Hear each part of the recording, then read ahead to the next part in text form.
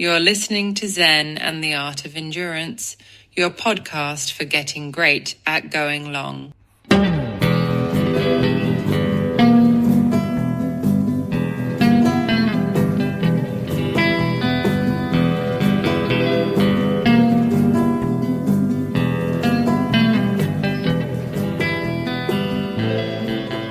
Hey there, all you endurance studs and studettes, and welcome to another great episode of Zen and the Art of Endurance, the podcast where we go long and learn a lot about ourselves along the way. Just finishing up a cup of coffee, about to get on the indoor bike and ride an hour of Zwift before I have to dial into work. We're working remotely today because everything's shut down because we're in the middle of the ice apocalypse, whatever it is, that's really kind of failed to materialize so much. There's definitely some snow and ice, and it's cold, but thankfully things didn't end up as bad as they could have been. And speaking of that, this is a cold weather episode where I take you with me over all kinds of biking and running adventures, dealing with the cold here in Texas, where we are both hardcore and also very fragile. But I'm not actually from Texas as a kid. I was born in Cincinnati, Ohio, and grew up like the kids in A Christmas Story, wearing the big snowsuits where we couldn't even get our arms down by our sides because we're walking around like scarecrows, those things, and building snow forts and snowmen. And the year I was born, the Ohio River froze over so thick that we had 3 feet of snow plus, and we were in our homes, or was it 3 days we were in our homes and couldn't get out, and people were driving across the Ohio River in Cincinnati. And then I lived in Tennessee and then northern Alabama, where we got plenty of snow and stuff. So I'm kind of used to this, or I grew up with it as a kid. It doesn't freak me out. But it's, and most Texans don't really get freaked out about it anyway. It's dramatized for fun. But we do not drive well on ice. I can tell you that much because we just don't have much experience with it. But I don't want to spend too much on that because we have a long show ahead of us. And I want to go ahead and get started in some triathlon news. But real quick ahead of that, just a quick note.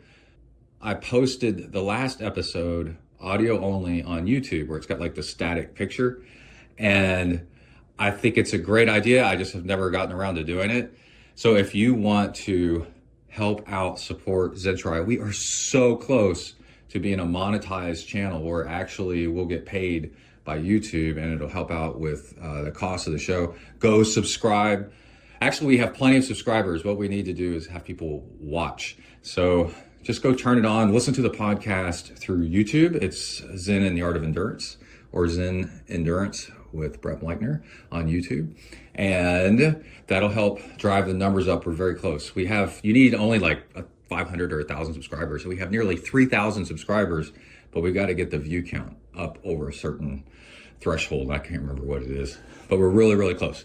Okay, so that's that. Let's go ahead and get to some endurance news. Here we go. Okay, first off, Garmin has announced the passcode option, maybe in beta only, but it's obviously coming very soon, where certain devices, and it's the latest releases of these devices, are passcode protected. And what that means, if you have a Fenix 8, a Garmin 965, like a Forerunner 965, and then a slew of some other stuff, then I don't have any of those. Those are more the most recent ones. I have a 945 and a Garmin Fenix 5. And but anyway, if you take them off, then you can make it so that when you put them back on, or somebody tries to access it, then it requires a passcode. And I think because those might be touchscreen, and that's pretty interesting. Probably has a little bit to do with European privacy acts to biometric data. And yeah, and speaking of that, coming up, I'm gonna have some very interesting analog watch reviews and functionality, and showing people how to use rotating bezels in their daily life coming up on upcoming shows. We're gonna have a very inexpensive watch, and a Casio Duro, which is like this bulletproof diving watch with an awesome rotating bezel. And I've had one of these before, and then also have had the old Casios in the 80s and 90s that are like considered collector's items now. They're so freaking cool, but with rotating bezels for timing things. And then a surprise one that's going to come up probably in less than a month, but with a rotating bezel that is out of a movie that y'all never guess. It's so freaking cool. I cannot wait to bring it to you, and also compare them to an older Seiko. It's called a Kinetic, but it's an automatic watch where it's self-winding just by your wrist movement. It's pretty cool. So yeah, we're going to do a little bit of tech and watchy stuff coming up in future shows. And then let's go ahead and get into the rest of the news, which I recorded just a couple of days, and then roll into the show. Here we go. All right, let's do some endurance sports news. I'm going to drop these in over the period of the week as stuff pops up. So here is entry number 1. Drew Dillman, who is a top gravel racer, just switched sponsors, and he's a big deal to this show personally because he was gracious enough to do an interview with us. If you go back a few months ago, it's really great. He and I think Kai sat in on the interview too, and at the time he was sponsored by State, which is a extremely budget oriented bike company, but very interesting in that they had built some actually pretty nice bikes, and also had a titanium version. And Drew has switched and moved over to Lauf, which by coincidence, I've got an interview with the Lauf CEO that you can go back and listen to his philosophy on. He's an engineer, how they build their bikes the way they do and how they distribute them and such. It's really interesting because they have really good prices on their bikes and a unique approach. And I also reached out to State months ago to see if I could get the CEO on interview, and I spoke with him because I was really interested in the titanium thing, and he said, yeah, he could be on an interview. And then I just kind of lost interest in it. It's probably me. But because I was trying to get some insight on getting a deal on a titanium bike, because I actually do own a titanium road bike, and the ride quality is very interesting. And I think the ride quality, based on the frame material, your tires make the biggest difference, but frame material definitely matters. People think it's all tires. They'll try to tell you the frame doesn't matter at all. It matters. So I'm riding a Vast. Kai and I both ride Vast right now, and they're made out of magnesium, and magnesium has this incredible dampening property. So vibration dampening. And see, the thing about gravel is it's got chatter, right? It's not big hits, it's just never-ending small hits. And so this chatter and vibration dampening of magnesium, and magnesium, it's fantastic for gravel, and then magnesium is really lightweight. It's the lightest metal that you can use. And then our frames are, they've alloyed them with something, and then also Cerakoted them, I think, as well. So 3-4 years we're going now on these bikes, no damage, whatever, because magnesium, raw magnesium, is very susceptible to corrosion, the opposite of titanium. But our bikes, these magnesium bikes, are metal, right? So the other thing, the problem with carbon versus metal, any kind of metal, for gravel bikes is there's this phenomenon with gravel where you get, if you ever watch the point of view, the inside of a gravel race, the big pack in the middle is rocks get shot out from the tires, like squeezed out sideways, they go airborne, whatever. And it is non-stop, bang, bang, bang, bang, you know, and it's crazy how much impacts from, I would say, rocks that are the size up to a golf ball, anywhere from a marble to a golf ball, hitting your frame constantly is very much not what you want to be doing with carbon. And also, if your frame gets gunked up with mud so that you're grinding mud through these narrow clearances, there's lots of people at Unbound, for example, that destroyed their frames because it ground through it like sandpaper, and carbon does not like that as well. Well, metal stands up to that. So aluminum alloy, steel, the magnesium ones that we've got have been doing fantastic, and magnesium is like super lightweight, right? So Vast, I don't know if Vast is going to be around anymore, but another great material is titanium. Titanium is a fantastic material for gravel. So it's between aluminum and carbon as far as weight. I think it maybe closer to aluminum, but it is crazy durable, and it also doesn't corrode at all. And I honestly think that if you were to build like I have a problem. I've learned to have a problem with don't ever invest a ton of money in your forever bike, quote unquote, your forever bike, because my titanium road bike was going to be my forever bike, and then 10 years later it's completely out of date. It won't hold the latest wheels, the wheel widths, and all kinds of stuff like that. So don't ever do that. But if you are going to invest a little bit extra, titanium is fantastic, and State Bike Company makes a clearance for 50 or 53 inch tires titanium gravel bike. And so this is a bike that'll take the impacts, take the hit, it'll take the grinding of mud through the frame against the wheels, and the ride quality kind of lively and interesting, and a little bit more flexy, so that long days. What I noticed about my titanium road bike is it was so comfortable because titanium's a little bit more flexy.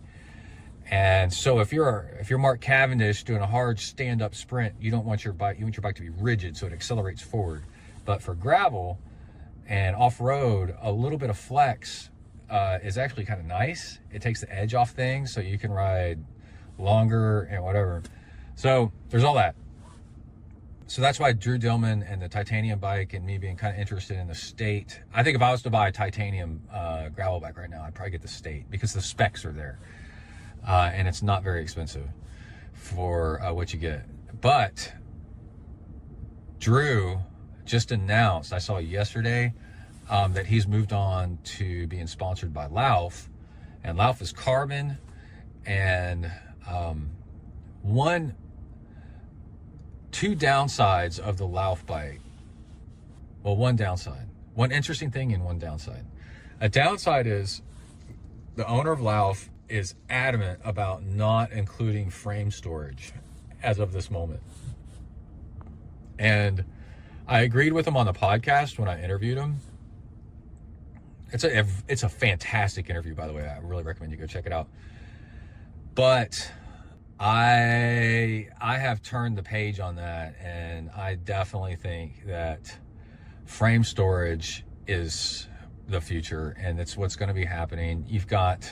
I had an old, it was fantastic motorcycle. I had a Honda VFR, which is like a Honda Interceptor, which is a really, really high-end race bike motorcycle.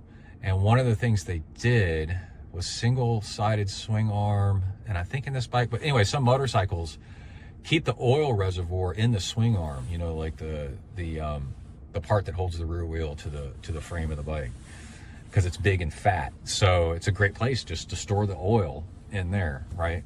So you've got this hollow tube, just freaking, man, what a great place to put stuff that you're gonna rarely need, but you definitely want, I think it's pretty smart. And then the fatter tube shields the bottles that you're gonna be using, and so it makes the whole thing more aerodynamic. It's compounding, like I always say, two things at once, three things at once with this thing. Yeah, so multi-tool, spare tube, maybe a little bit of sealant in there, and tire patch kit, I don't know, whatever you want to put in there. And then stuff that you just know is in there, and then you just kind of forget about it. So that would be one kind of thing where I would definitely take a Lauf. I 100% would ride the crap out of a Lauf. And now I remember the two things that are, the other thing that's a downside is Laufs do not do double chain rings. And if you are a high-end pro racer like Drew Dillman, man, a double chain ring is what most of the pros use for outright speed in a giant range. And then also when you do double chain ring, then your rear cassette, the jump between gears is really small, so you can always be in like the perfect cadence, which actually adds up big time if you're really fast and you're high performance, to be in the exact right gear and the exact right cadence all the time. You cannot do that with a single front chainring like you can with a double front chainring. So that's a downside of Laufs. But again, if somebody gave me one, sponsored us, I would be all over it. I think they're freaking awesome. Laufs are amazing, and so a great deal for the money too. And then the other thing that Laufs have in their favor is they have a front suspension fork that is actually perfect for gravel. When they first came out with their suspension fork, it was kind of aimed towards mountain biking, and there's like no dampening on it, and it's doesn't have that much travel, so it's very much not good for real mountain biking. It'd be for like very light cross country. But it turns out that it is incredible for gravel, because with this little chatter, you really don't need dampening in your suspension fork. And then the other thing is the fork is actually shaped like a regular fork, like a road bike fork or whatever. And then the suspension elements, which are like these carbon, well, they're not carbon, it's interesting, they're actually fiberglass. Leaf springs that act as the suspension element are behind the fork.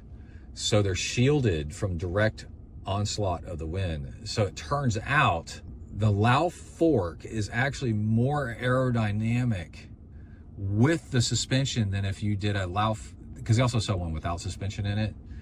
Because there's all this concern, if you get a gravel bike and you add a suspension fork on the front of it, a suspension fork has all these elements and it's a little bit wider, a regular one, you know, pistons and all that stuff.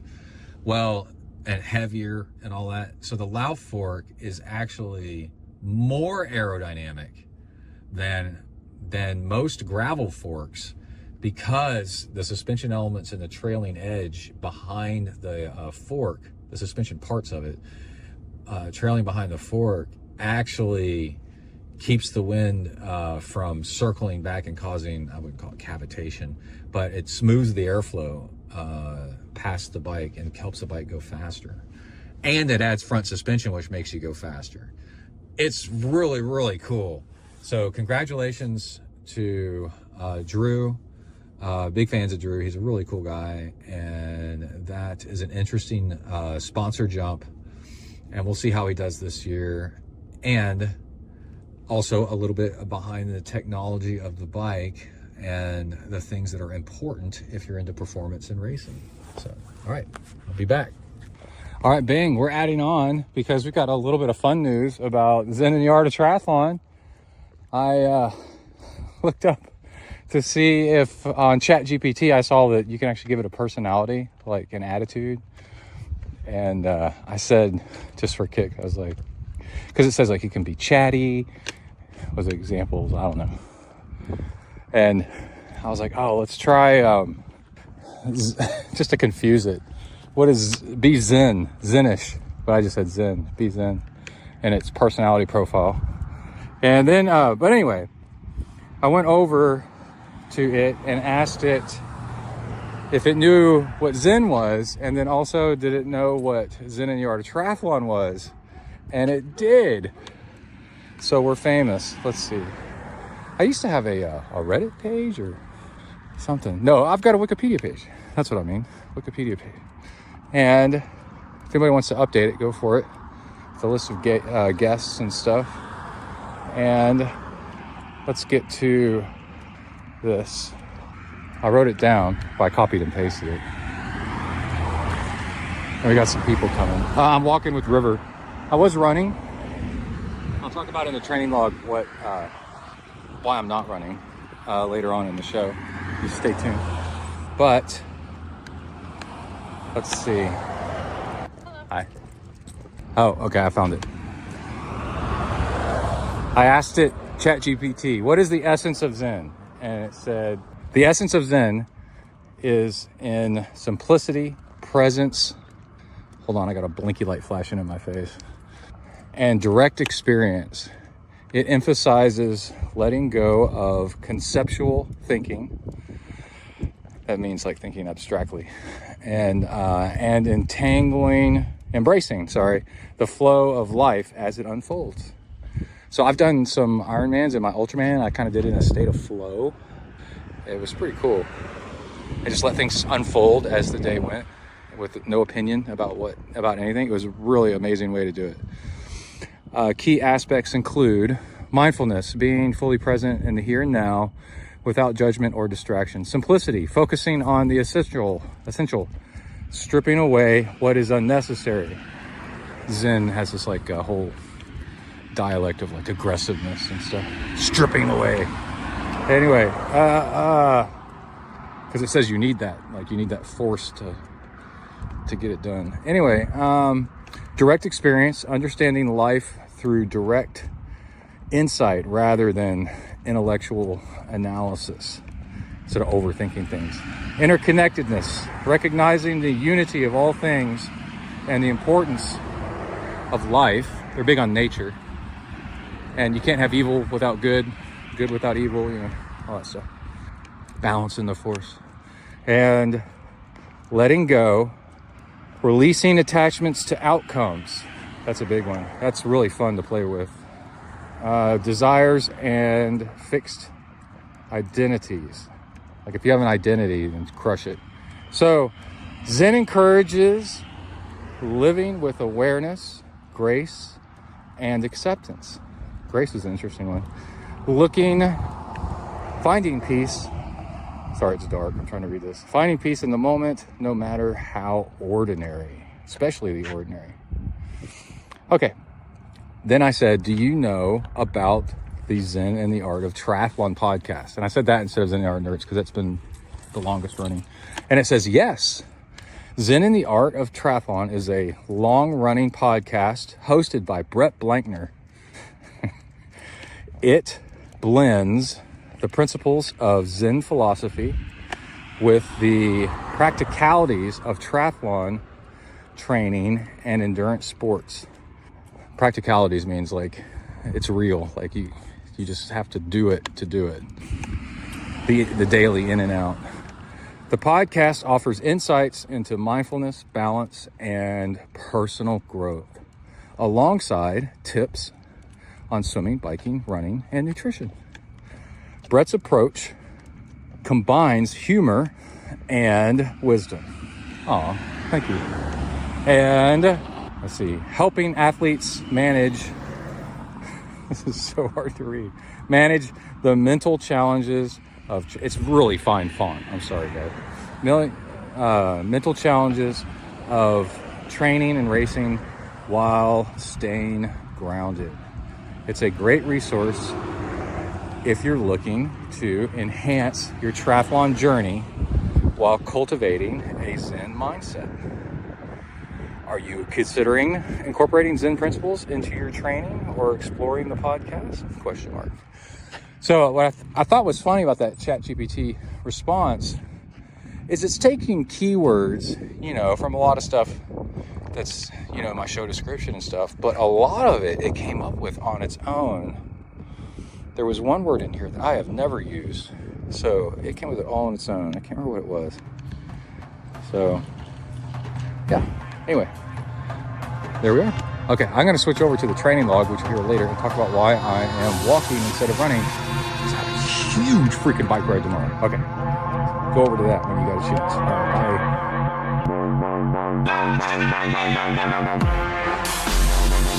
Hi everybody, my name's Brett. I'm a triathlete.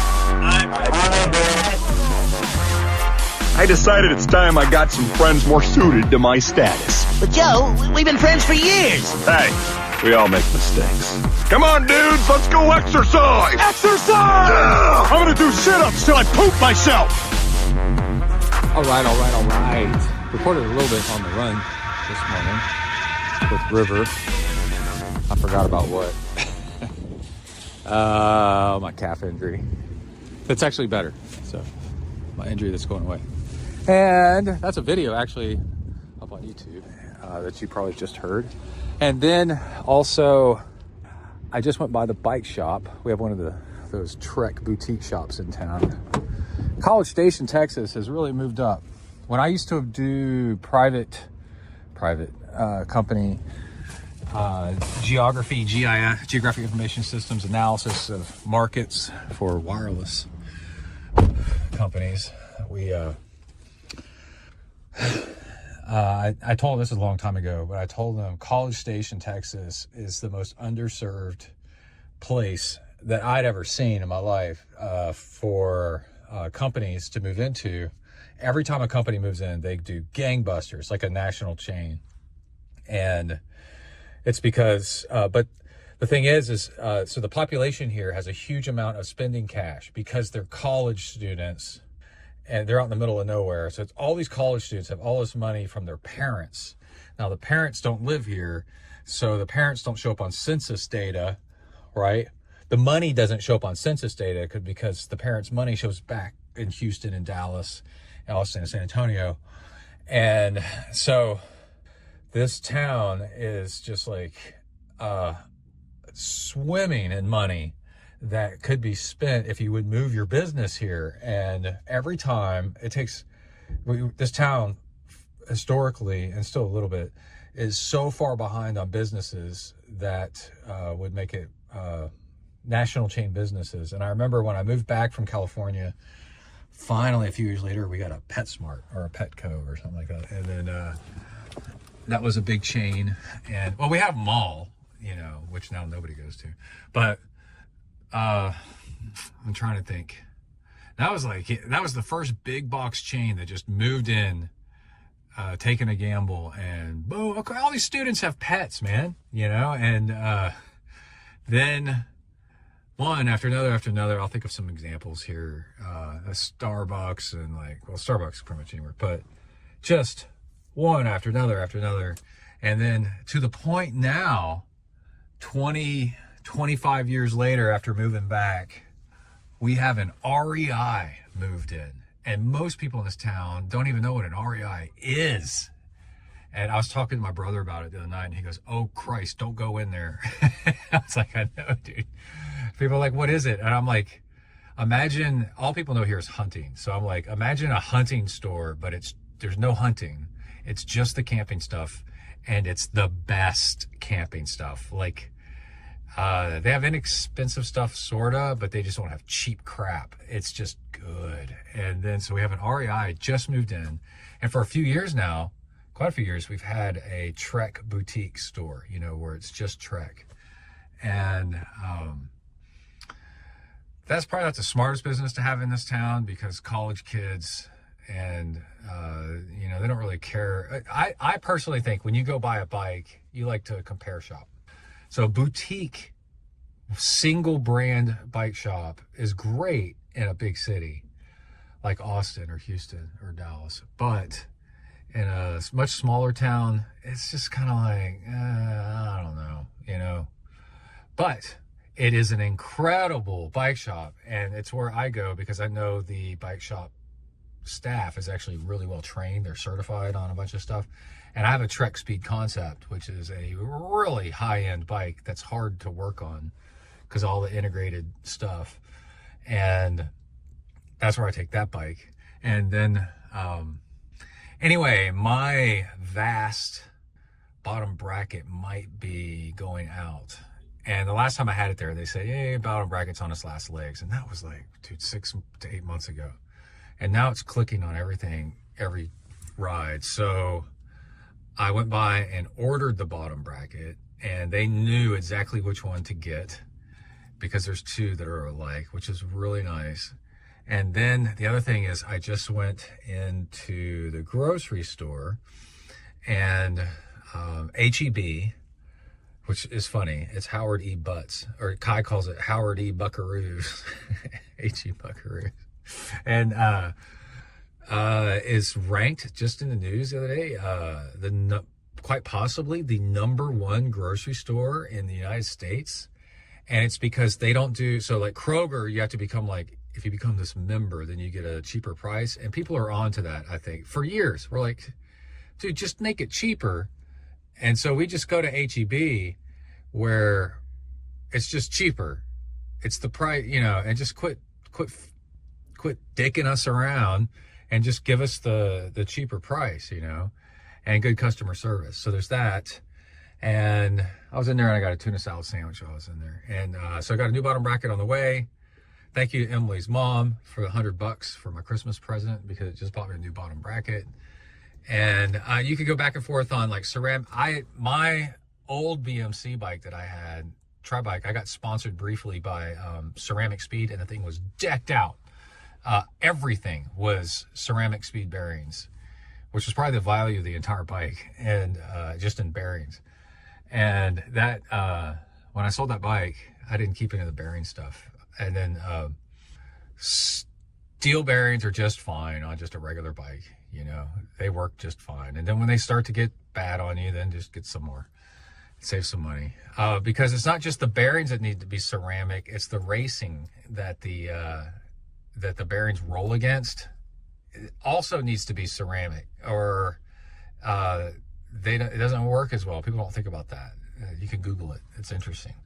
And then so just get really nice stainless steel ones. There's some company that makes like a bottom bracket that's like indestructible by using aerospace stuff. And that would be an interesting bottom bracket to get. But then anyway, the whole thing that made me want to record was I was walking through the grocery store. I've had a little bit of a green smoothie today, and I've had about half of it, and I'm feeling really good. And there's this whole thing where this is very true. In your mind, when you talk to really, really old people, they'll tell you that they don't feel old in their mind, but their body just doesn't work as good anymore. And I can tell you that if you do triathlon, specifically multi-sport, because the thing is, if you do just one sport, then you get kind of, you know, like people that just do cycling, well, then they get weak other muscles, you know, or whatever. So if you just do swimming, well, then you're not doing pounding that strengthens your bones, because swimming is zero gravity. And then if you're just doing running, well, then you're banging yourself up and not working your upper body as much as you could, you know. So specifically triathlon, I have this observation where I'm either 51 or 52. I have trouble remembering. But not only do I feel as sharp as, or, you know, like attitude and mood, you know, and like I don't know, people say that I feel like 21 in my mind. My body feels like I'm 20 or 18 or something like that. It feels exactly the same. And I remember before I got into doing all this stuff many years ago, I could start to feel my body starting to come apart, you know, as you got older and older and older. And I just wanted to just make a little comment right there that if you want to delay aging related, just like blah, where your body starts falling apart, then multi-sport, specifically triathlon, seems to do a really good job of where, because I'm walking through the grocery store and I'm walking down the aisles and I've got this like spring in my step and I'm walking along and then like and feeling good, and then I'm like, man, you're walking and feeling just exactly like when you were, you know, in college. I was in this grocery store a few times when I was in college, the exact same grocery store, and I was like, I feel exactly the freaking same, you know. And so that's a vote, thumbs up, to try to encourage you to do multi-sport and just mix it in, have a good time. And I also have a rant, which is kind of funny. The parking lot's only half full. Did you ever get that thing? This just happened to me when I was pulling in, where there's all these parking spots And then I pull into a parking spot. There's nobody parked on either side of me for a ways. You know, like 3-4 spots on either side of me. Because I'm driving a truck, so you need a little bit more space. And I start to open my door, and then somebody decided to pull in right in to the spot just to my left, you know, on driver's side. And I'm trying to get out of my car, and I can't open my car door because this car's coming in. So the car stops, and I made this look at him like, of all the parking spots in the entire grocery store parking spot, of which there's 100 of them that are empty, you got to try to park next to me on the driver's side, because they came in right after I did. I mean, it's obvious that I'm going to be trying to open my door to get out, dude. It's like, what are you doing, man? Anyway, I just thought it was kind of funny. It also shows what kind of good mood I'm in, and how the green smoothie's helping for me to have this energy to be kind of like, ah. Anyway, I got to snack on something and get back to W to the ERK. We got more meetings today. Got vendor demos of stuff, and I'll be back. Bing. Bing. Hey, I just came right back, and I got a notification. I got a like on one of my comments on YouTube. And it's on a Backyard Ultra video where at the beginning, there's this guy, and he's got like a group of people. They're all going to help him. And so he's like giving all these instructions and about, okay, I'm going to take this on this lap, and at this amount of time, I'm going to do this and that. And then, you know, that's like the beginning of the YouTube video. And he just seems like to be really like he thinks he knows what he's doing, that he's like he's directing, you know. And then as the race goes on, of course everything goes off the rails, because that's the whole point. The people think it's the superficial thing about going really long is just, you know, like, oh, I'm going to run 50 miles, or I'm going to run 100 miles, or I'm going to bike 200 miles, or, you know, whatever. I'm going to do this Ironman, you know, and finish it in 12 hours, or just even finishing an Ironman. Dude, that's not it. The magic, the coolness is to watch yourself and notice who you become when the train goes off the rails, and then that reveals who you really are. And that's why you do ultra distance, is you sign up for stuff that you couldn't possibly have done in training. You don't do a 100-mile run in training. You do like 20-mile runs at most, you know, maybe a little bit more. It kind of depends on the person. And then when you sign up for 100, you watch to see what happens.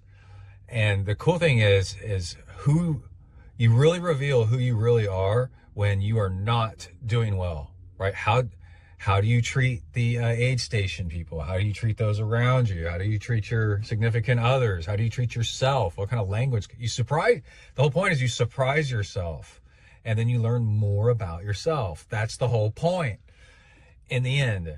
You know, that's really why Courtney DeWalter and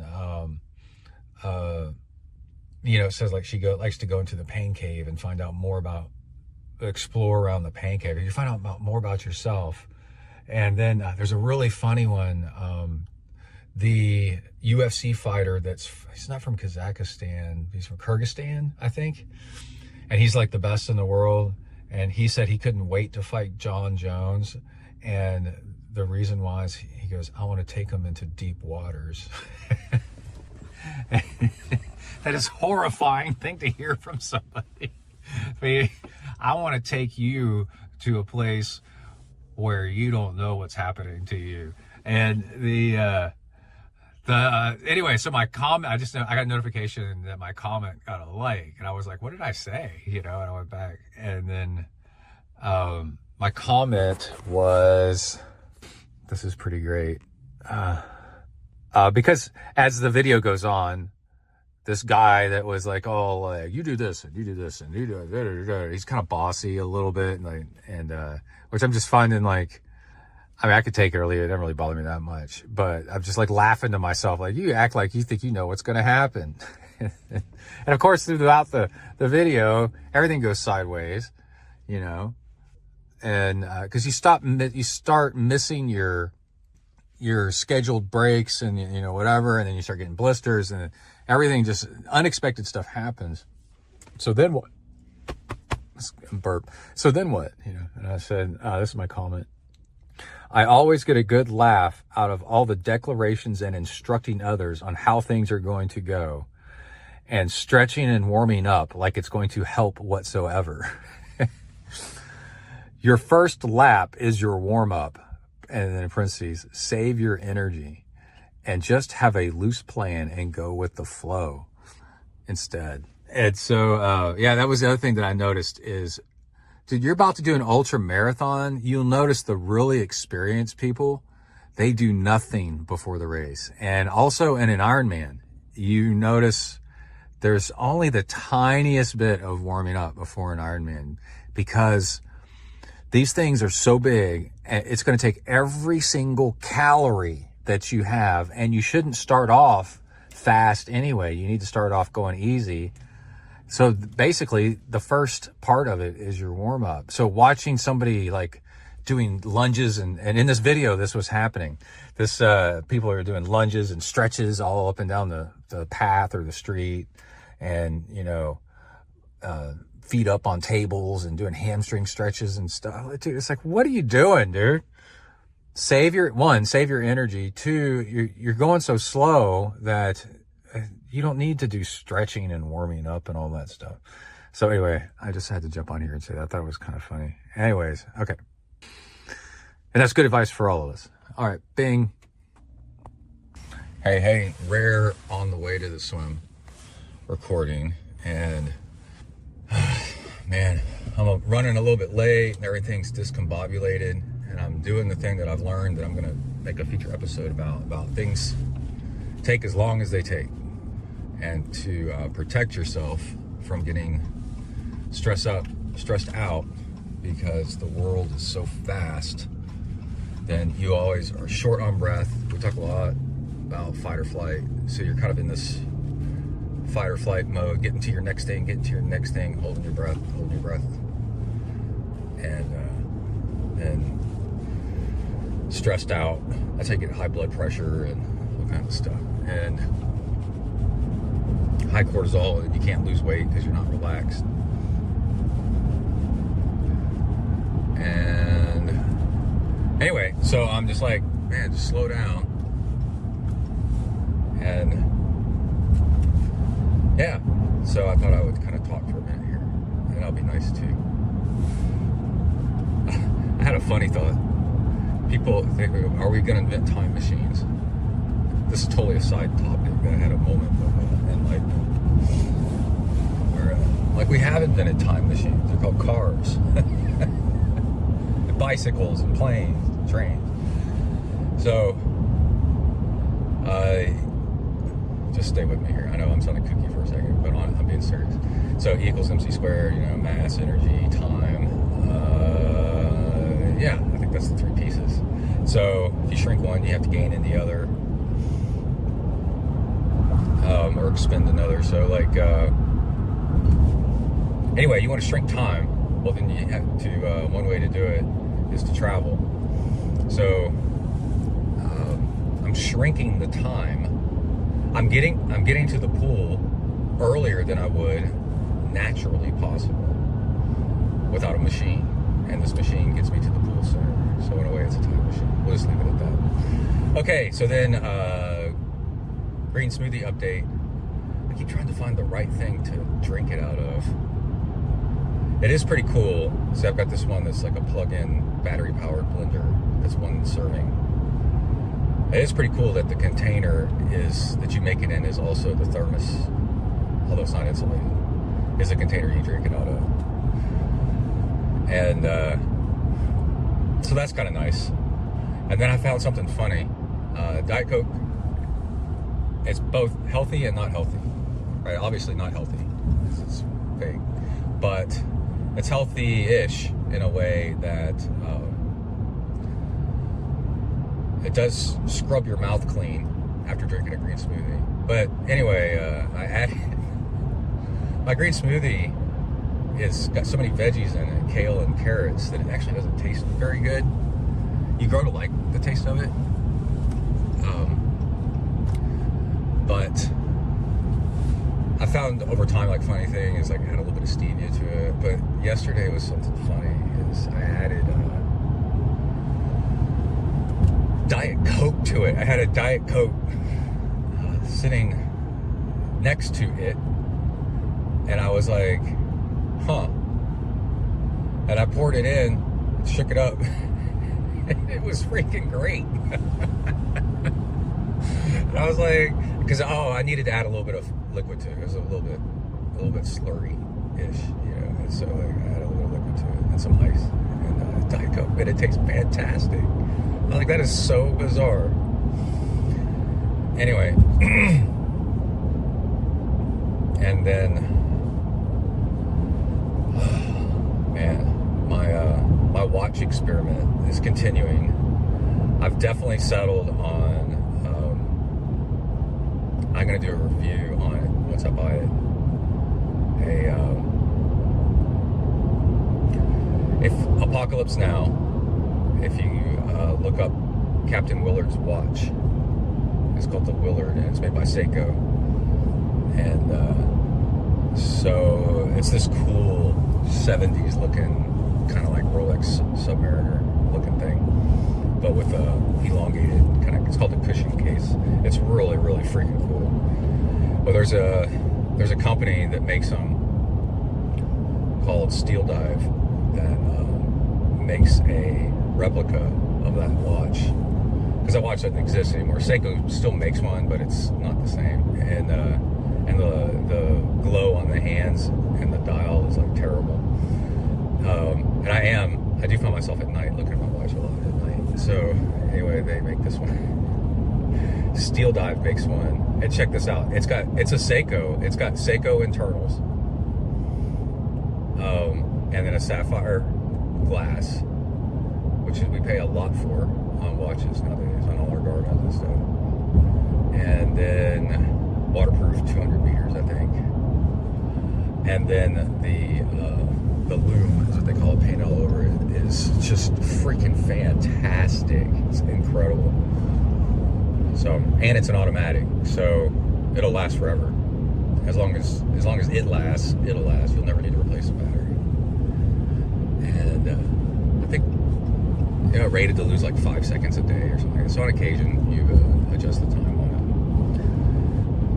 it. And yeah, so I think I'm gonna get that along with the Casio Duro. Oh, and it's like $110 for a freaking Seiko. And the thing is I'm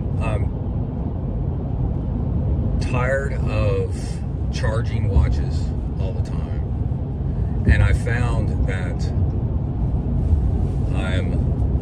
I don't like the plain black. That's just black on black on black on black on black. It's just like, it's what everybody's got. And so it's a statement. I've read an article that showed that people are going back to analog watches for a statement. Or it's just cool. We're finding them cool, so they're becoming fashionable again. And so do you find one? Well, the thing is I want to wear it while swimming, biking, and running, and just look down and be able to see the time. Oh, and the other thing is rotating bezel. It drives me so crazy to not have a rotating bezel, because I grew up with having them on certain watches, and over all the years, the rotating diving bezel on a watch is the most handy thing in the world. And Samsung, in their smartwatch, they had a rotating bezel as part of the tool, like to spin through the apps, and then they took it away on their most recent version. And yeah, I want to see what time I started my swim and just put it on the thing, and then I know. It's just so cool. And I imagine myself looking down while I'm running or biking and going, or swimming, and going, oh, this is what time of the day it is, you know. period. Because that's actually a really handy thing to know. And obviously, and hold on. And then when I want to work out, I put on my health watch, you know, my Garmin, and then I only have to charge it very rarely, which we kind of only have to do that anyway. But it's just nice just to I think what we've done, I mentioned this last episode, is we've hit peak metrics where unless you're ill, you know, or you're gonna fall down, then you're probably fine, and you don't need to know how many. I know how many hours I slept, sorta, and I know how many. I know my heart rate, and I know this, that, and the other, and I'm tired of being, you know, bothered by notifications and notifications and notifications all the freaking time. You can't freaking think straight with all the notifications coming in. So then I'll wear the GPS watch while I'm exercising, and heart rate and all that while I'm exercising, which is actually a huge. And then the rest of the time, you know, I turn it off society and turn into a caveman and just have a sundial, you know, and then I can actually think and focus about what I need to do today and stuff.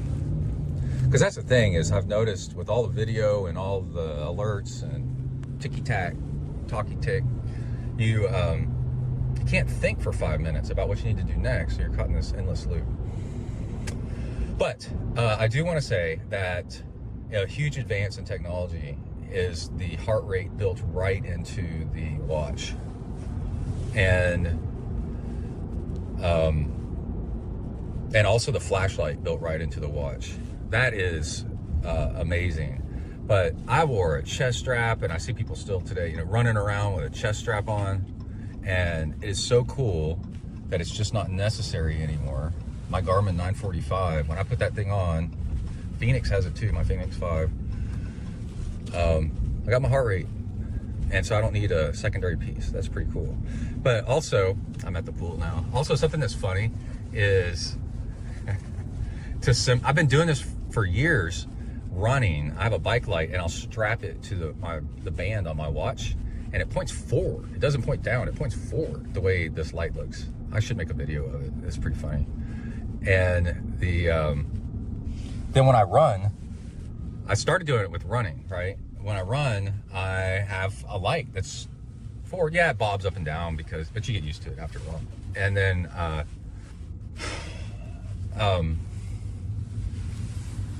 when the Phoenix made the flashlight on the watch popular, I was gonna go run, and I went ahead and strapped it to my watch well before I ran, and noticed that when I went into the bedroom and it's dark, Emily's still sleeping, digging through the drawers, trying to find this and that.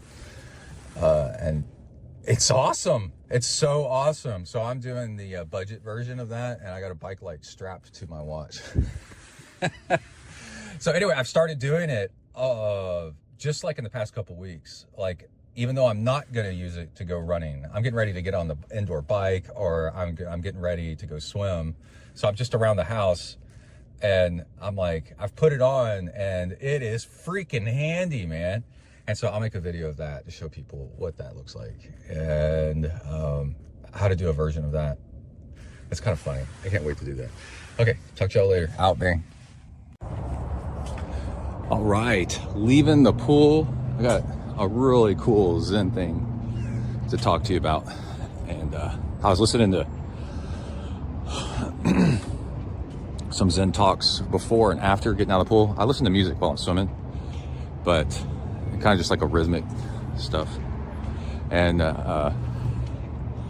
but I have the swimming versions of the Open Pro shocks, and they're truly waterproof, so I listen on the way into the water, and also on while I'm taking a shower and stuff, cleaning it up, getting all the chlorine off. I use swim, it's Ultra Swim shampoo, by the way. Nothing but tips, just the tip. But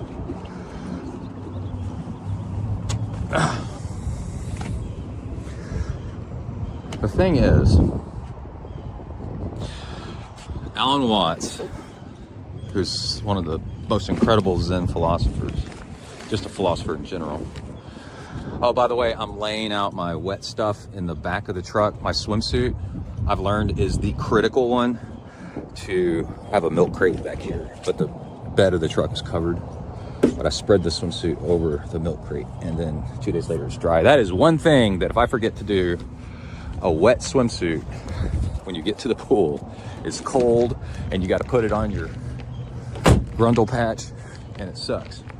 So that's one thing I'm learning to. And also I've learned to make sure I turn it right side out, because one time I walked out on the pool deck and I wasn't paying attention, and I put my swimsuit on inside out. Because it's navy and the inside's navy, like I couldn't tell. Anyway, I'm just a human. I don't know what the hell I'm doing. So, Alan Watts. Well, first we're going to talk about what, Alan Watts said. Yeah, we'll do that. Alan Watts said that when you've reached the end, like the end of the internet is a good example, or the end of your fitness during a long event is what I'm saying. That's when Zen begins. And I'll get to that in a second, what that means. But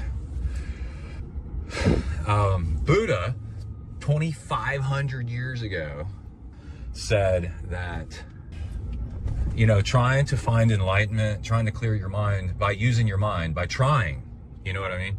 By thinking about it is, well, he said things that were relevant back then, like a sword cutting itself, you know, or a finger. We could say things nowadays like a finger on your right hand also trying to touch your right elbow, or an eyeball seeing itself. We didn't have mirrors back then. But like, it's impossible, because like Einstein said, you can't solve the problem. I think it was Einstein. You can't solve the problems that you're trying to fix using the same methods that got you there in the first place.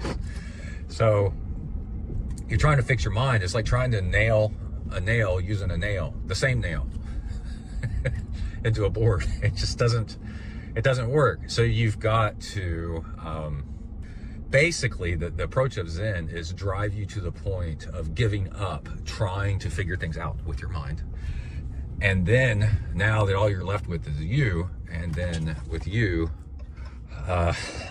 you've got, you know, actually what to improve upon. And so, and the reason that Zen and the Art of Endurance and Zen and the Art of Triathlon is so popular and goes in hand is because that's what I talk about and coach, preach about is, and I knew I was on the right track when I learned that you got to quit.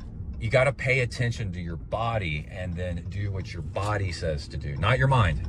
Your mind will be like, I need to do intervals, but your body's saying don't. So you got to ignore your mind and then do what your body says. And that's when you can actually improve, because now you're working on the thing that needs the work, right? So, either on the show earlier or the previous show, I mentioned that when you go ultra distance, you can't train for ultra distance by doing ultra distance in your training, right? So you can't, yeah, it was probably in the show. You can't train for running 100 miles by running 100 miles in training. You do 20 miles. You can't do an Ironman or an Ultraman by doing an Ultraman. The event itself is the accomplishment. You can't. There's a famous story about these twin brothers that set the record at the time for running across America. Maybe it was somebody else. He was going to run across America, and he kept training, and he kept injuring himself. And his doctor was like, dude, you just got to go do it and figure it out as you go. You can't train beyond a certain point to run across the United States from coast to coast. You just got to start and then figure out as you go. It's impossible to train for. It's like training to go to the moon by going to the moon.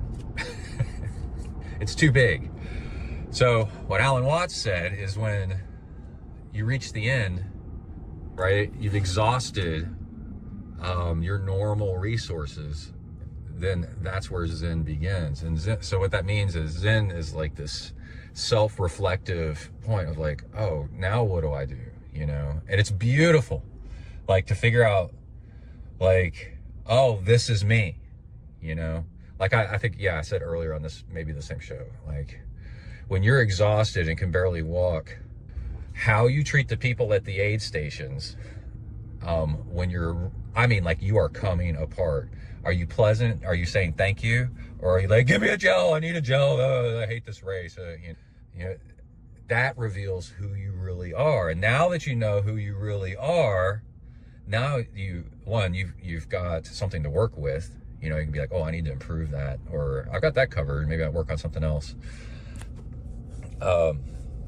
I'm short with people at the aid station, sort of, kind of middle ground, because I get frustrated if they don't know how much freaking caffeine is and stuff. That's what drives me crazy, because I'll get sick from caffeine. But after that, I'm super nice at the aid stations, because I was brought up to be nice to people. I open doors for people. I do all kinds of stuff like that. But anyway, who do you become when things get rough?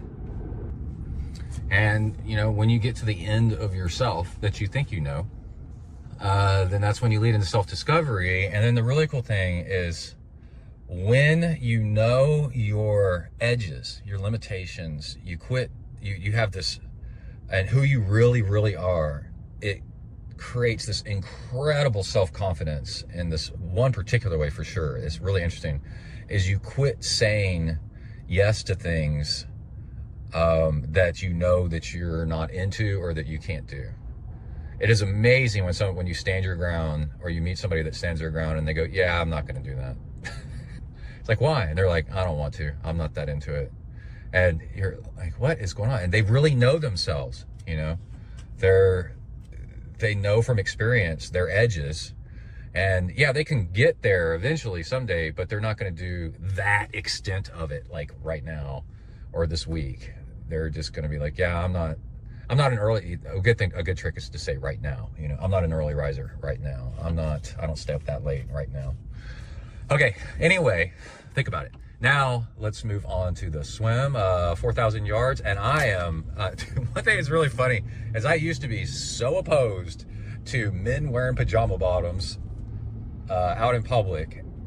The one that offends me, my delicate ego, my delicate something, is wearing them when I started seeing college guys wearing them at the grocery store, you know, grocery shopping. I'm like, what the hell, dude? What is going on? I did not like that. But where I've transcended my previous self, here's somebody walking her 2 dogs in a field. Oh, so cute. As on my way to the pool, it's cold, and I don't want to put on my jeans for work just yet. And I grabbed pajama bottoms, you know, like fleece thin pajama bottoms. And wow, convenient, keeps your legs warm. You're not really getting dressed for work. You're just going to the pool.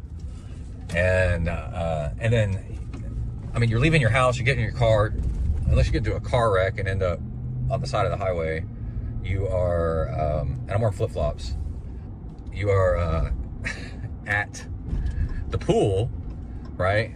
And the lifeguards could give a crap what you look like, because they're miserable themselves in this cold, whatever environment. They're all bundled up, you know.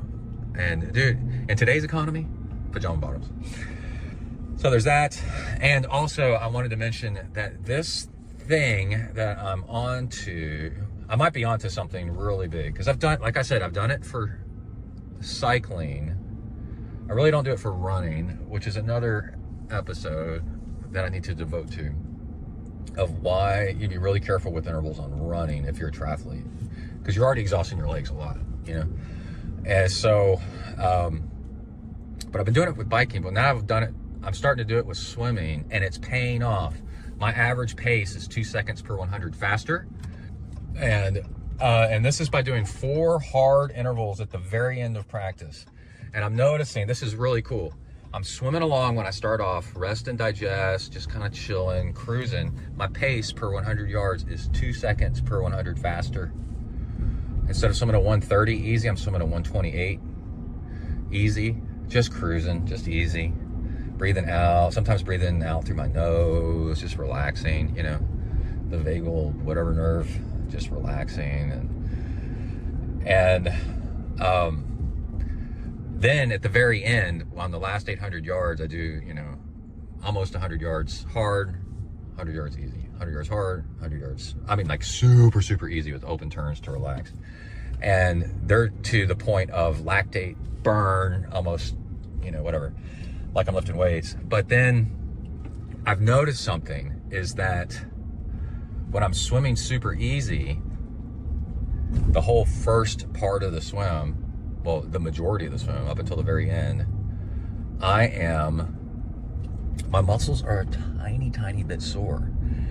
And even though I'm doing like rest and digest and easy, I think the fact that my muscles are the tiniest bit sore from doing the intervals like 2 days before, I'm talking tiny bit, just a little stiff, is actually sending signals to the body to, it's a better workout than just going super easy on totally recovered muscles, right? It's a more, we talk about workout density, trying to get more usefulness out of your time.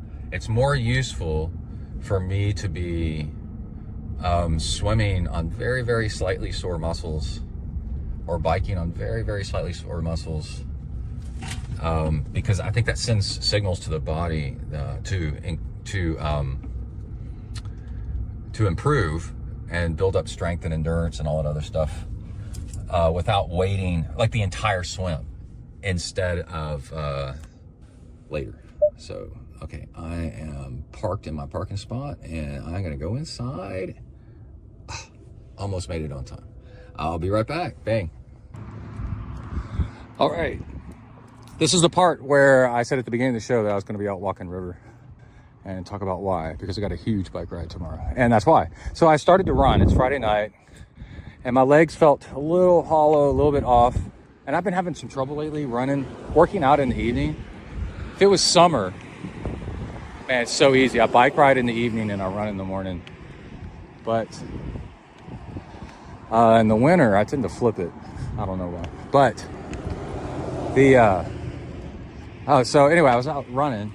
It's Friday evening and my legs felt a little bit hollow and I started considering cutting it short. And then, because talking with Gary, we're going to do an 82-mile gravel bike ride tomorrow.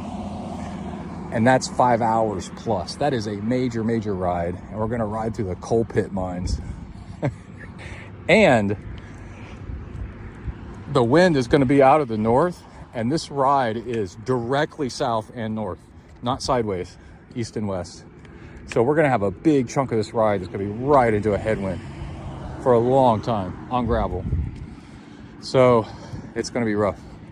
So I thought, and then also on Sunday, I want to run long, sorry. And then on Monday is Martin Luther King Day. And so I searched to find out if the pool's going to be open or not, because it's a city pool. And city businesses are closed, like City Hall, but some facilities are open, like a pool. And it's a different city. It's the city of Bryan, Texas, Bryan. And look, I've got a runner coming up. Make sure River doesn't jump him. How's it going? It's actually quite nice outside. It's probably about 50, 55 degrees. A nice breeze. But we have this cold front coming through with moisture and predicted a little bit of snow and ice. And here in Texas, this part of Texas, we don't have, equipment. It's so rare that we don't have equipment to like salt and sand the roads and all that other stuff. We do for just the overpasses and small bridges, big bridges, but that's about it. So they've already posted a warning on the Bryan Pools webpage saying that they are just going to go ahead and be closed Monday and Tuesday. All right, I'm at the crosswalk. Here, ding, ding. I'm gonna hit the button. Wait. I've actually mastered that guy's voice, and I've gotten people to like walk when they shouldn't. Walk, wait. I can't do it right now because I'm trying too hard to think about it. But anyway, since the pool's going to be closed on Monday, that means I'm going to be biking and running a lot. And in the next 4 days. And since I'm going to be doing that, I'm cutting this run short, right? So that's the triathlon training tip, is you got to look forward to what is coming up and to get the most out of what's coming up. Like, so if I ran tonight on tired legs, that means tomorrow I would be biking like shit for 5 hours, you know? So I might as well just cut it short. Go back to the house, have an IPA, kick back, relax, edit some audio, and start a show. Oh, I made a video of attaching bike lights to the wristband of watch and then using it like a flashlight, like the Garmin Fenix 8 has a flashlight built in. Well, I showed on a video how to do it. It's on Instagram, Zen Triathlon, so you can do your own. I also did a bat signal out to Garmin. Like, I don't really want to be doing this. I'd rather have the Garmin. So if you want to send me one to test out, let me know, man. It'd be so much better. It'd be so cool. I'd be so happy. But in the meantime, oh, and I was at the doctor's office for just a checkup today, and they had this ancient old hypodermic needle. It's giant. It's probably for a vet school, probably for a horse. I mean, it's huge. Syringe. And I posted all the EPO. That's what I tagged. Give me all of it. Because that's what it looks like, the 1990s Tour de France size dosage. And I tagged Phil Guyman in it. And Phil is famous for being a tour rider that was majorly against doping. And still today is big on it. And goes out and steals people's... He's retired from that. But he's still an incredible cyclist. And he takes comms all around the world and stuff on Strava.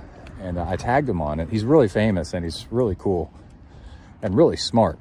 He was a writer for like one of the cycling magazines on the side, and he definitely go check him out. But anyways, I tagged him in the post. He's got a tattoo of a bar of soap that says clean or something like that on it, and on the inside of his upper arm, kind of like the Fight Club bar of soap, but it's supposed to symbolize that he's a clean rider and not doping. And he liked it. So I thanked him. I said, thank you so much. That's really cool of you. So there's that. And yeah, okay, so that's enough. I'm almost back to the house. Let's get off the mic and we'll be back with how the gravel ride went. And maybe that'll be a show. Okay, bye. All right, it's Saturday morning at 7:39. Y'all ready to piss off the neighbors? Here we go. Sorry. I'm airing up tires to... where it's echoey. This kind of sucks. 31. That was quick. A couple tricks is I left the bike outside, so the tires are at the same temperature as outside because it makes a huge difference. And today's ride, we are riding with the wind for the first third. I'm trying to do this with one hand while recording. Stop. Hold on. Let me get this right. And then, no, first quarter, I guess. And then we are riding, turning around and going directly into the wind for 50% of the ride.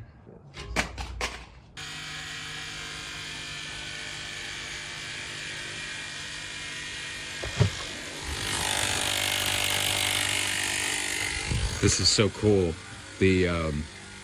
I'll look at the brand name here in a second, but it's got, I think, 4 different settings that you can scroll through. And I figured out what they were, because of course I didn't read the instructions, because I'm a dude. They were, let me see if I go through. Car, motorcycle, bike, basketball. And then I don't know what this other one is. Personal, I don't know if you're fueling up maybe a sex toy or something. I'm not sure what that is. But anyway, what's cool is that I was like, why does this exist, these different settings? And actually what it does is it stores the PSI for different, the last time you used it on that mode, that setting, it remembers it.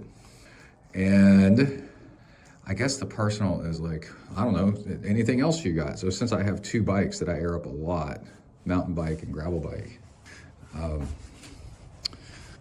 I guess that was pretty handy. All right, and then what I do, I've learned, is I save stuff. I always put things back so I can find them again. And this goes in my truck because that might be a good place for me to use it again.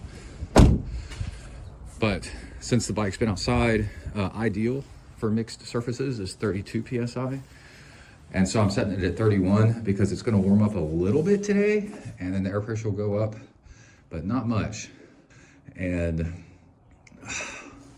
another trick I'm doing is it's a little bit cold, it's 46 degrees Fahrenheit. So I'm all dressed up. I'm overdressed right now. I'm wearing a jacket on top of all the cycling clothes I'm gonna wear. So I'm actually hot and in the house. And then it'll feel good to get on the bike a little bit. But I've got my fuel, I've got my water, and I plugged the route in. Oh, that's another tip I wanted to give. I plugged my route in. Oh, Emily's peeking at me through the door. Yeah, she's giving me the side eye. And through the front door, I'm out on the front porch. And I plugged the route into my bike computer. I've made the route before using Garmin Connect. And what's cool is with the route, it's a big loop. And so when you start a route, you can say, do the route clockwise or counterclockwise. I had a little trouble figuring out which one it was to start. But anyway, I know that I need to do this route in reverse. And then I sent it to Gary and said, here's the route. And by the way, when you start it, we're gonna do it in reverse. We're gonna meet at Discount Tire and start from there because that's between our 2 houses. We live a few miles apart. And the other thing with the route is, I've ridden it before. So I looked at the last time I rode it, and I rode it with Kai. He's pretty fast. Gary's fast too.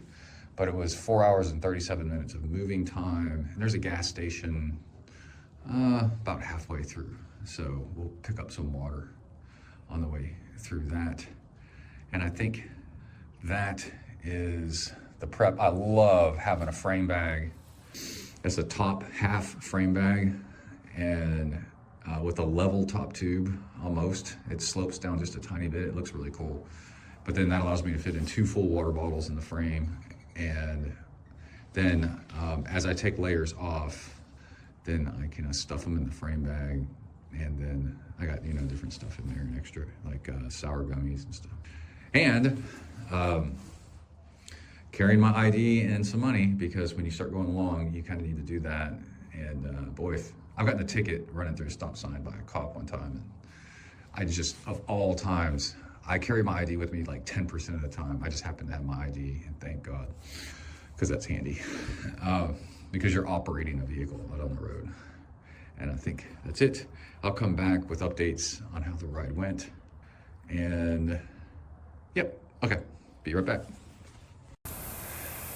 All right, we're about to head out on a run. It's officially 32 degrees Fahrenheit, 0 Celsius. And I'm triple layered up on my torso. This is unusual for Texas. I know y'all up north are like, whatever, dude. But we did a little bit of video footage along the way.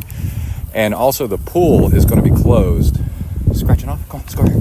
The pool is going to be closed for the next, half a week, 4 or 5 days. So there's going to be a whole lot of running going on in its place and biking. And so because of that, I'm not going to do the full half marathon that I've usually been doing on the weekends. I'm going to cut it short at like 9 or 10 miles. And I got double gloves, double socks. I'm even wearing a neck gaiter, which I never wear, just in case. It's really windy. It's 15 to 20 to 25 miles an hour. And the problem is running into the wind. With the wind, it's fantastic. And into the wind, it's it's going to get cold. So the other thing also, I've got a string backpack on. You can see the strings right there. And I overdress at the beginning, and then I can just dump it in the string backpack as we go along. All right, let's see what happens. All right, we are just a couple miles in, and I'm trying to run east and west so that, because the wind's coming from that way. And then I notice when I get out of these trees that are blocking the wind, man, it is brutal running into that headwind. And that's when I pull the neck gaiter up. Haven't shed any layers yet, which is impressive. And then also I wanted to mention real quick, two other things is I'm wearing a Smart Wool beanie cap, which I've got this other one I really like to wear, but then it holds on the water, and this one doesn't, which is nice, so it doesn't get cold. I'm wearing a cotton t-shirt. I'm wearing Under Armour, and then a cotton t-shirt, and then a running vest. And then also I'm doing the dual watch thing again, because one of them, can you all see that? There we go. One of them I've got set to never stop, to never pause, and one to auto pause. And yeah, there's a field that'll tell you your total elapsed time, but it won't tell you your total elapsed distance if you've got auto pause turned on. So I'm running 2, so I get the total distance, so I know how far I've run. Because with him stopping all the time, I don't want to count the stopped time as running time, you know. So I want the auto pause, but then it loses the accuracy on the distance big time, like a video I made last week. All right, we got to keep going. All right. We are walking a little bit of an uphill. For ultra running, if you're a normal human, look how rough this is. This gravel's all busted up. I freaking love it. You learn to run really long distances. You walk the uphills and use those walking sessions, or if you happen to be running the downhills, to fuel. It also gives the legs a break. And you're not much faster running uphill anyway, if at all. And then it is a lot more effort to run uphill than it is to walk. And then it uses different muscles, so it's really good. And the other thing I wanted to mention was this little section of road. This is rough, man. I start running this at night. It's crazy. It's just right around the corner from my house. And it's this, I'd say it's about half a mile each way. Oh, there's a squirrel. There's a squirrel. And maybe 3/4 mile, probably half a mile. And I would never think about going down it except to go exploring. Got a little pond right here. And yeah, a nice little advocation for go exploring around, and you'll find cool stuff, because you don't want to get into trail running and never run trails or gravel or really rough stuff. It's really good. All right, we gotta start running. And this thing doesn't, this option with the little picture doesn't have stability control, so I can't run and have this at the same time. So let's go. You ready? Let's go.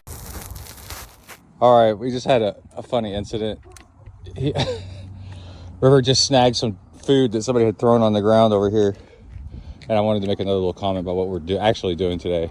There's a 5 Freddy's or whatever it is bag over here, and then some trash over here and over here. And I was about to break out the camera and say he's checking it out because there's coyotes that have probably eaten on it, and he's checking out the sniffs and stuff. And then all of a sudden I'm yelling, no, because he's running off with a hamburger patty in his mouth, or a bun. I saw the bun. But anyway, okay, let's go. Come on, let's go. Oh man. So let's go. And then also real quick, what I'm actually training for nowadays is a backyard ultra. And that's also why the little bit of walking and stuff mixed in is good training, because it gives you time to keep adding fuel, because you're going to be going a long way, so you actually need to fuel. So you need to practice like all the methodology, you know, what works, what doesn't. And then another thing, we'll catch up a little bit, The wind's kind of going sort of that way. It's going between that way and that way. It's kind of coming from those trees over there. And I got to run back. I'm running down this road and then running around a subdivision and then running back. And the running back is going to suck because I'm kind of running a 45-degree angle into this headwind. It's going to be really cold. And we'll see somebody walking over here. I'll park it up. It doesn't look cold because it's sunny. But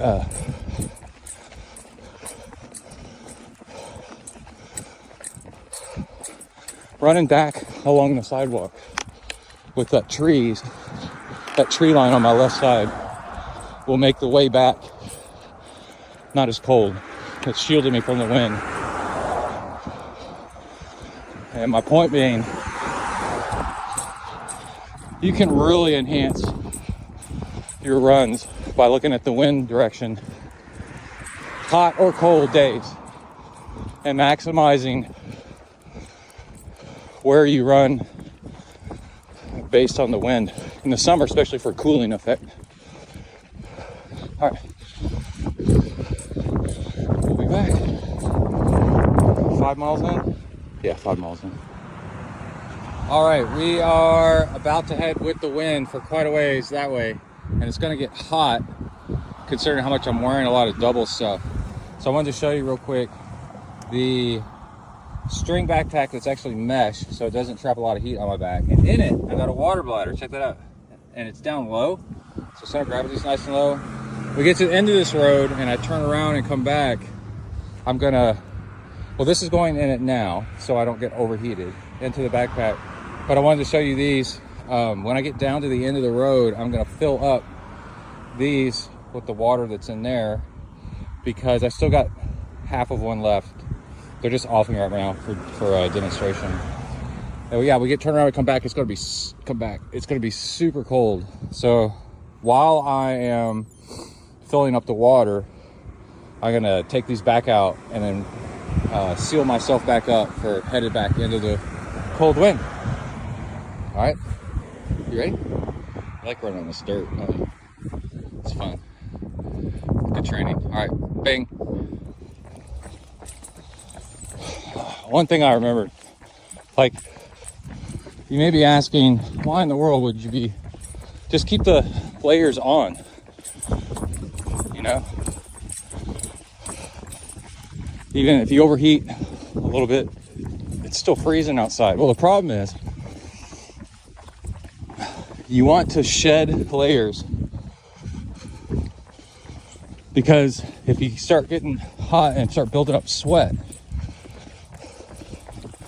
there's a hidden problem much later on during the run that a lot of people haven't thought about, and I've seen it happen to one of my good friends. And you build up sweat, your clothes end up getting wet, you know, from sweat. And that's actually not that much of a problem because you'll still keep generating heat and stay warm, right, every time you're running.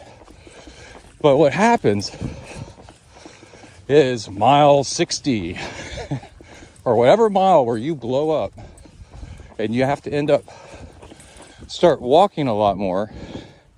And in ultra marathons, usually ends up being at night because that's by the time you start getting really tired. Well, walking, you don't generate the heat that you do running. And now your clothes are wet because you didn't shed them. You didn't shed your external layers at times when you were running with the wind and getting a little bit hotter. So now you're walking, you're not generating heat and your clothes are wet. And then you would say, oh, we'll just run and you'll build up the heat. The problem is you can't run anymore because you're too tired. So you have no choice but to walk, and you just keep getting colder and colder and colder. And then the next thing you know, you're crumpled up on the side of the trail trying to take shelter in some bushes, and somebody is running along to the next aid station to say that there's a runner, you, suffering from hypothermia on the side of the course, so they need to come get you. And that is why you take off layers, so that you don't start sweating. I've seen it backpacking up the top of a mountain where we were climbing up for hours, and somebody that was with us was wearing all these layers, and they ended up soaking their base layers full of sweat.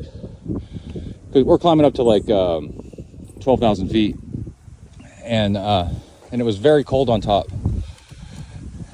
And then they went into hypothermia at the top, because at the top you stop.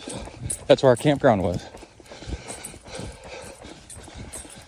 And then they had to be pulled off the mountain and go home. So it sucks. Anyway, interesting little tidbit of info. All right, we'll be back. What mile are we on? 6.5. Just chilling.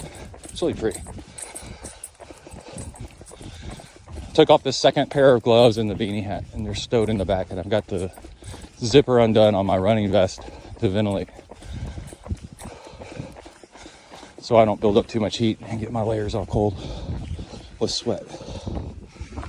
Bye. All right, we did it. 10 miles at freezing to just a little bit above freezing. All the shedding of the layers was really nice. And especially nice because I biked yesterday in the cold. I think it was like 58 miles or something, gravel, and got upset stomach really bad. So it seems to be all worked out of my system. Oh yeah, I did about 300 calories for this run today. And yeah, so let's go in. Might bike on the train a little bit this afternoon. Might not. We'll see. Got freeze coming, so got to do some house prep. Okay, that's it, everybody. Thank you for joining me on an interesting and adventurous Zen in the Art of Endurance. Remember, you can support the show by being a guest or signing up for coaching or sponsoring with some gear. Just send me an email at texifornia@gmail.com. Again, that's texifornia@gmail.com. And everybody stay safe out there. Work the uphills, cruise the downhills, and keep the rubber side down. Out.